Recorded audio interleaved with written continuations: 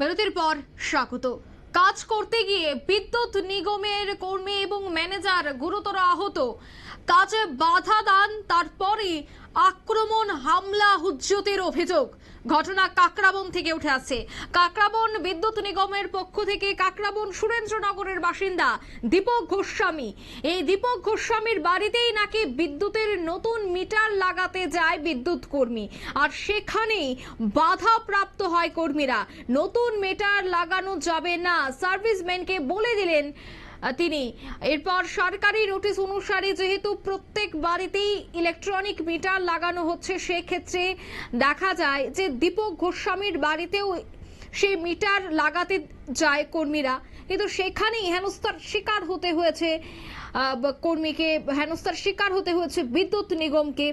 এবং সঙ্গে সঙ্গেই দুর্ব্যবহার করার পর সার্ভিসম্যান কাকরাবন বিদ্যুৎ দফতরকে গোটা বিষয়টি জানায়। তারপরই কাকরাবনের বিদ্যুৎ নিগমের এসডিও সুজিত দাস সহ ম্যানেজার সৌরভ দাস ঘটনাস্থলে ছুটে যান।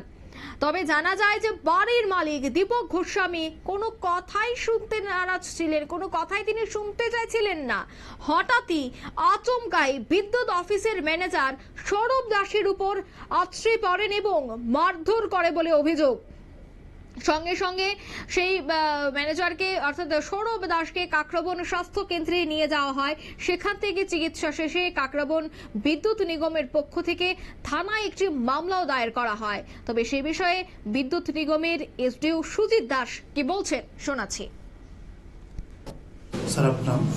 আমার নাম সুদীপ দাস, আমি সিনিয়র ম্যানেজার পিএসডি কাকরাবন। কি হয়েছিল স্যার? আজকে একটা ঘটনা শুনতে পেয়েছিলাম, কি হয়েছিল আপনাদের সাথে?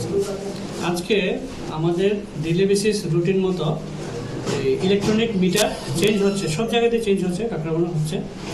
সুরেন্দ্রনগরের বাসিন্দা নাম হচ্ছে দীপক গোস্বামী, কানেকশনটা আছে ওনার মিসেসের নামে আরতি দেবনাথ। তো যখন আমার লোকেরা ওই মিটার চেঞ্জ করতে যায় তখন তাদেরকে বাধা দেয়। তারপর তারা আমার ম্যানেজার রেভিনিউকে জানায় যে মিটার লাগাতে দিচ্ছেন। তখন আমি সিনিয়র ম্যানেজার আর রেভিনিউ ম্যানেজারকে সঙ্গে নিয়ে স্পটে যাই, ওই তাদের বাড়িতে যাই। তারপর বাড়ি যাওয়ার পর দীপক গোস্বামী লোকটা আমাদের কোনো কথা শুনতে নারাজ। সে এই মিটার লাগাতে দেবে না, 30 থেকে 35 বছর আগের মিটার চলছে, ইলেকট্রোম্যাগনেটিক যে মিটারগুলি চলছে, সে লাগাতে দেবে না, কোনো কথা শুনতে নারাজ।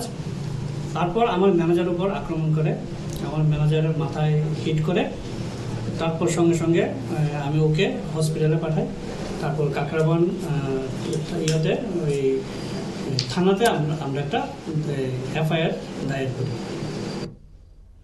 আপনারা শুনলেন তার বক্তব্য। উদয়পুর মহকুমা কাকরাবনের সুরেন্দ্রনগর এলাকার এই ঘটনা।